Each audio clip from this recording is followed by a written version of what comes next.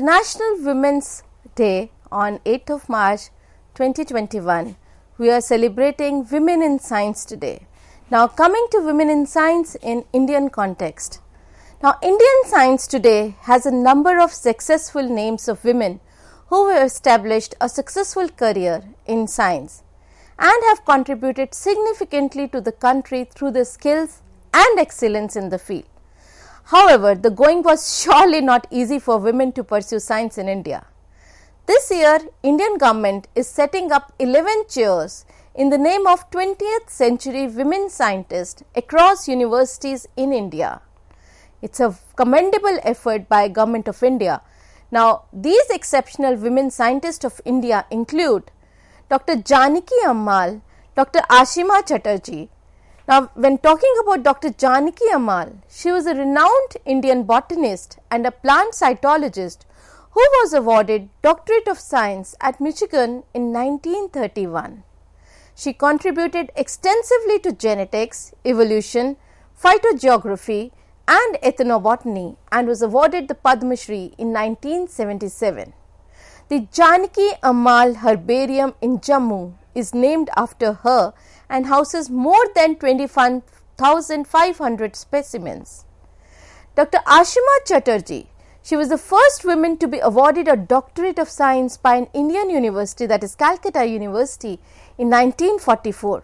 She made significant contributions in the field of medicinal chemistry and won numerous awards that include S.S. Bhatnagar Award, C.V. Raman Award of the UGC, P.C. Ray Award, Shishir K. Mitra Lectureship and Dr. G.P. Chatterjee Lectureship. She was awarded Padma Bhushan in 1975. She was also the first female president of Indian Science Congress and member of Rajya Sabha. Her area of interest was natural products with special reference to medicinal chemistry. Dr. Anna Mani, Dr. Kamal Rana Dive. Dr. Anna Mani, known for her work in atmospheric physics and meteorological instrumentation. Anna Mani joined Indian Meteorological Department in 1948 and worked there until she retired as Deputy Director General of Observatories in 1976. She was awarded PhD in 1945 from Madras University, the only women scientist to actually work with C.V. Raman. Dr. Mani is well known for her work in atmospheric physics and instrumentation. She contributed to the study of radiation, ozone and atmospheric electricity both on the surface and in the upper air using special sounding techniques. She had published 2 books on solar radiation research and worked on several projects for harnessing wind energy in India. Dr. Kamal Rana Dive. She was awarded PhD from Bombay University in 1949. Dr. Rana Dive was a renowned Indian biomedical researcher who is known for her research in cancer. This recipient of Padma Bhushan established the first tissue culture laboratory in India and founded IWSA, that is Indian Women Scientist Association. She also received the Vatimal Foundation Award for her work in the field of leprosy. Dr. Darshan Ranganathan and Dr. Rajeshwari Chatterjee. Dr. Darshan Ranganathan was an organic chemist from India who was known for her work in bioorganic chemistry. She received her PhD degree from University of Delhi in 1967 and was elected Fellow of the Indian National Academy of Science, Indian Academy of Science. She was also the recipient of many honours, including a Senior Research Scholarship of the Royal Commission from the Exhibition of 1851, A.V. Rama Rao Foundation Award, Jawaharlal Nehru Birth Centenary Visiting Fellowship, 3rd World Academy of Sciences Award in Chemistry and Sukhdev Endowment Lectureship. She was a Deputy Director, Indian Institute of Chemical Technology, that is IICT at Hyderabad. Dr. Rajeshwari Chatterjee, PhD from Ann Arbor in 1953, Dr. Chatterjee was the first women engineer from Karnataka appointed as a faculty at Indian Institute of Science, which is called IISc, where she, along with her husband, set up a microwave research laboratory where they did pioneering work on microwave engineering. She has received several awards, including the Lord Mountbatten Prize for the Best Paper from the Institute of Electrical and Radio Engineering, United Kingdom, the J.C. Bose Memorial Prize for the Best Research Paper from Institution of Engineers, and the Ramlal Wadhwa Award for her research and teaching work at the Institute of Electronics and Telecommunication Engineers. She also practiced radio frequency measurements at the National Bureau of Standards in Washington, D.C. and the Government of India. In 1953, she was also the only women faculty at Indian Institute of Science, from where she retired as a professor in 1982. Dr. Kadimpini Ganguly and Dr. Bibha Chaudhary. Dr. Kadimpini Ganguly was a gynecologist by profession. She was one of the first two women in India to have a college degree and the first Indian to practice medicine. She worked as a doctor till she was 61. She was also the first female speaker at the Indian National Congress. Dr. Bibha Chaudhary, who is a physicist, is one of the early contributors of science. In December 2019, a star which is nearly 340 light years away from us was named Bibha to honor her contribution to science. Dr. Chaudhary, who was known for her work on elementary particle physics and cosmic rays, was also the only girl student in her master's course in physics in 1934. She completed her post-graduation from Calcutta University, after which she was actively involved in research projects in physics. She has also worked with Vikram Sarabhai, who is referred to as the father of Indian space program. Dr. Archana Sharma, Dr. Iravati Karve, Dr. Raman Parimala are the other three scientists who have found their place in the 11 chairs that has been constituted by Government of India. Dr. Archana Sharma was an Indian woman botanist, a cytogeneticist, cell biologist and a cytotoxicologist. She was the founder editor of The Nucleus, which is an international journal of cytology. She researched chromosomes of reproductive plants, pesticides and other environmental agents. She was also associated with the Government of India across departments including the Science and Engineering Research Council of the Department of Science and Technology, that is DST, Environmental Research Council of Ministry of Environment and Forest and Ministry of Human Resource Development, MHRD. Dr. Iravati Karve was an Indian educationist, anthropologist, sociologist and a writer from Maharashtra. While Dr. Karve became globally renowned for her writings in sociology and anthropology, she became famous in Maharashtra for her literary works. She has written actually over a dozen books in both English and Marathi. Her first book, titled Kinship and Organization in India, was published in the year 1953. Karve was known for her resilient dedication to research. Dr. Raman Parimala, she is a PhD from Bombay University in 1976. Dr. Parimala has an honorary doctorate degree from University of Lausanne in Switzerland and is currently a Asa Griggs Chandler Professor at Emory University, Atlanta. She is a Bhatnagar Awardee in Mathematical Sciences and has been given the Srinivas Ramanujan Medal of Indian National Science Academy and the third World Academy of Sciences Prize in Mathematical Sciences. Her research is in the area of algebra. These women scientists have made their mark in history by reporting critical scientific discoveries and demonstrating examples of brilliance and courage against the forces of patriarchy and male dominance. They must have faced so much of problems, so much of pressure while they were accomplishing all this. Some of the current women scientists in India who are still making remarkable mark with their work are Dr. Indira Hinduja, Kiran Majumdar Shah. Dr. Indira Hinduja, we all know her as the first Indian woman who delivered a test tube baby in 1986. She also pioneered the gamete intrafallopian transfer gift. method helping in the birth of India's first gift baby in the year 1988. Formerly, she is an Indian gynecologist, obstetrician and infertility specialist who is based in Mumbai. For menopausal and premature ovarian failure symptoms, she developed an oocyte donation technique. On 24th January 1991, she gave the country's first baby out of this technique. She was awarded Padma Shri in 2011 by Government of India for her outstanding contribution. Now, Kiran Majumdar Shah, Kiran Shah, she is the chairman and managing director of Biocon Limited, is on the Forbes list of world's 100 most powerful women and the business list on top 50 women released by the Financial Times. She studied botany and zoology, graduating from Bangalore University with a bachelor degree in zoology. Though an entrepreneur, her contribution to the field of science is immense. She started Biocon in the year 1978 in the garage of her rented house in Bangalore with a meager capital of rupees 10,000.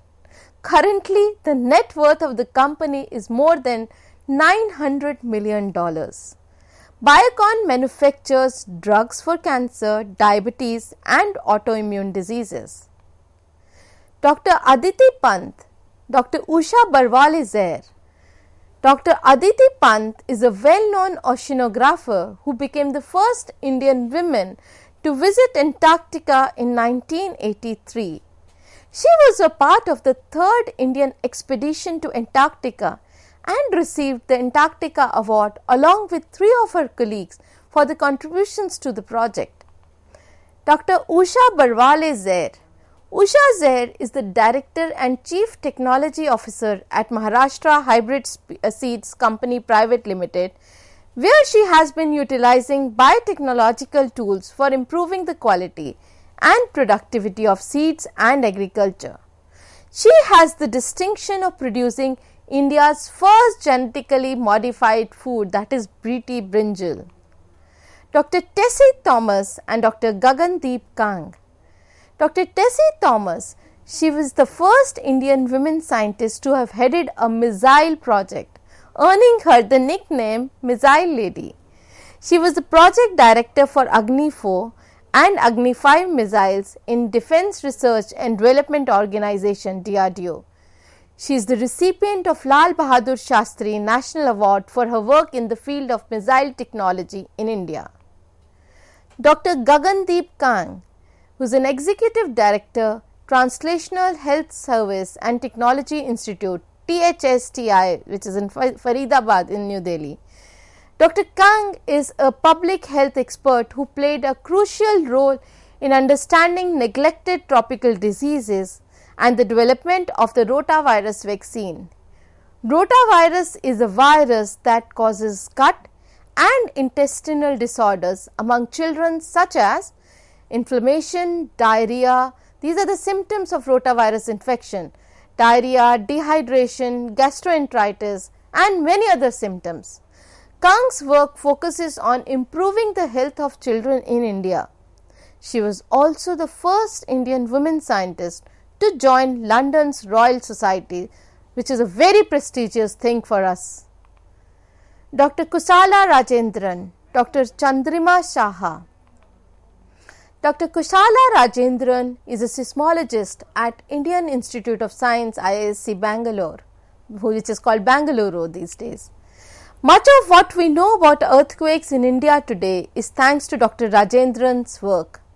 Dr. Rajendran has braved political tensions to reach the sites of all of India's big quakes in recent times, such as what she faced from the Border Security Force when she landed up at the site of 2001 Kutch earthquake.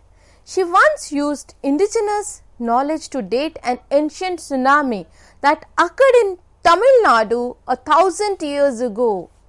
Rajendran was awarded India's first ever National Award for Women Scientists in 2018. Dr. Chandrima Saha, a biologist at National Institute of Immunology, New Delhi. She is the President-elect and a former Vice President of Indian National Service Academy. She is an elected fellow of multiple other science academies as well. Her work is focused on understanding tropical diseases, primarily Kala Azar and Leishmaniasis. She has also led an illustrious life outside of academia, which not many people know. She has been seen as a vice president of West Bengal's first women's cricket team and also the first women cricket commentator for All India Radio. A big accomplishment for a scientist lady to be active in other fields also. Friends, the list of women who have contributed to science can never be complete. There are so many names that should have been included in today's lecture. Today is the day for celebrating women who work hard every day to achieve personal and professional goals. This again brings us to a pertinent question. Do we need to keep talking about women in science? Now, science is based on meritocracy, but evidence gives a different picture. The underrepresentation of women in science and technology has been a topic of debate since ages. As you can see, for every 15 men, there is only one woman in science. Women deserve equal rights and opportunities as men. Yet there have been so many challenges that a woman has to face regularly. There are lots of barriers and unintentional hurdles that are put in between the career path for women, especially in science and research. As one can see from the next slide, you can see the women researchers as per the region. As you can see in India, very less percentage. If you go by the statistics, women make up just 30% of world's STEM students according to the UNESCO data. They make up less than 1/4 of all the people employed in STEM industries and research. Now, studies have also found that women in STEM publish less, they are paid less for research, or they do not get appropriate grants. They do not progress as far in their career as men do. Now, this slide actually shows the percentage of authors of scientific papers who are women. Now, if you see on the left hand side, you will see the slide clearly depicts the percentage of women authors of scientific papers, that in India is even less than 30%. Now, if you see this slide, you will have a real look about that. The percentage, as you can see, the block which I had put, this shows the Indian data. The percentage women authors in science is much lesser than 30%. You can see it in that block. Now, over the past few years, there has been a global push to engage more women and girls in science in order to reduce the gender imbalance within the STEM industries. Whilst lots of progress has been made, still more needs to be done.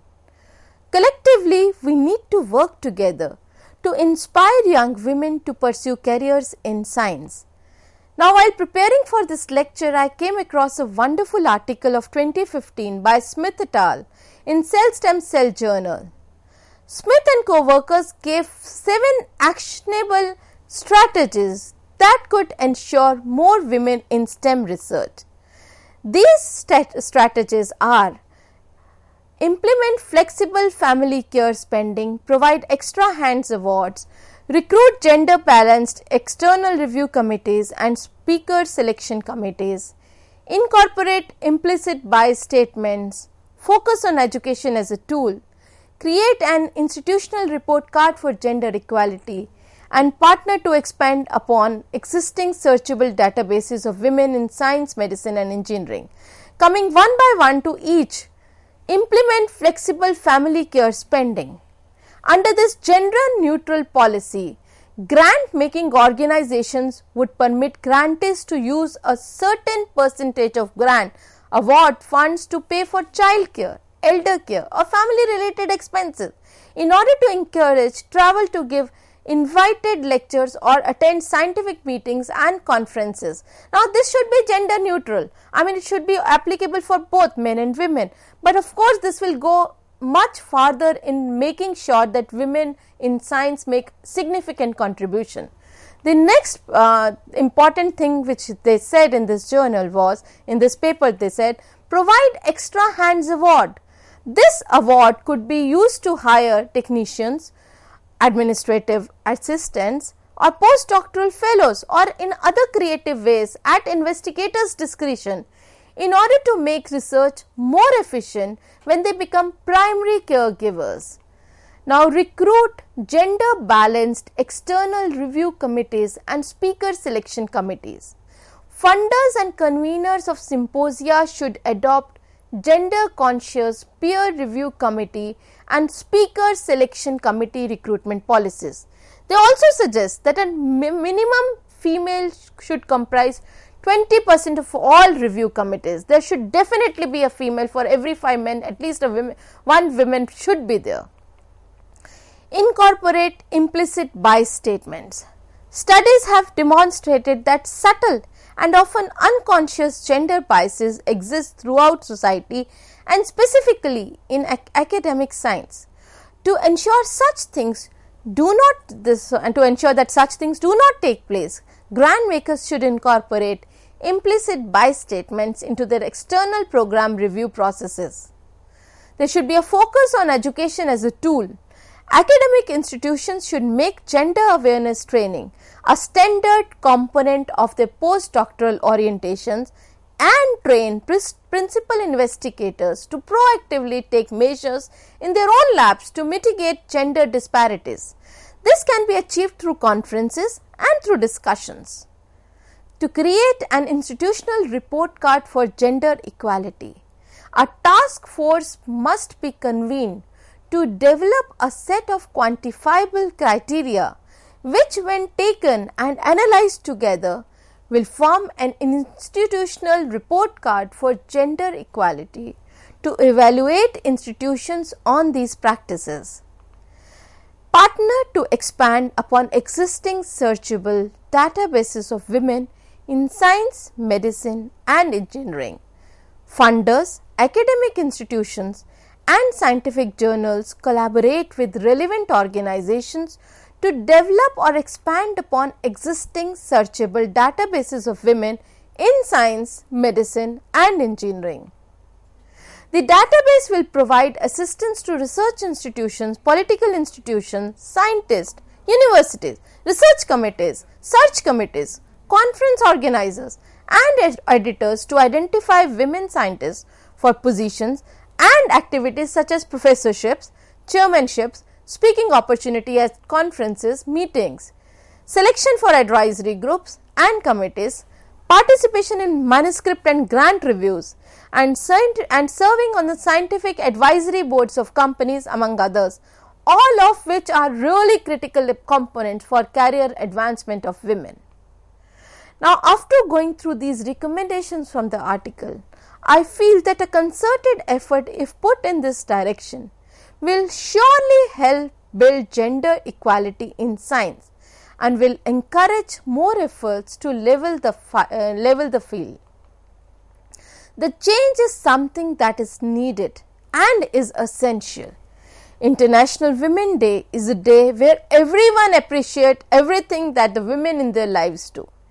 It is a day when everyone acknowledges the value and importance of women in their lives, of women in the world, which definitely is immense. Women in science and this day give rise to a very important question about the dignity of work, and it detaches it from biases stemming from gender prejudices. We must ensure that not only more and more women should enter sciences, but they must remain there, they must compete and they must excel in science. The realization of full potential of female scientists can definitely revolutionize India into an unprecedented power. With this, I would like to end my lecture by a quote that I had come across. On a Women's Day, let's celebrate their achievements and share it with all the little girls we know, so they too grow up believing they can also make remarkable contribution to science. Thank you very much, dear viewers.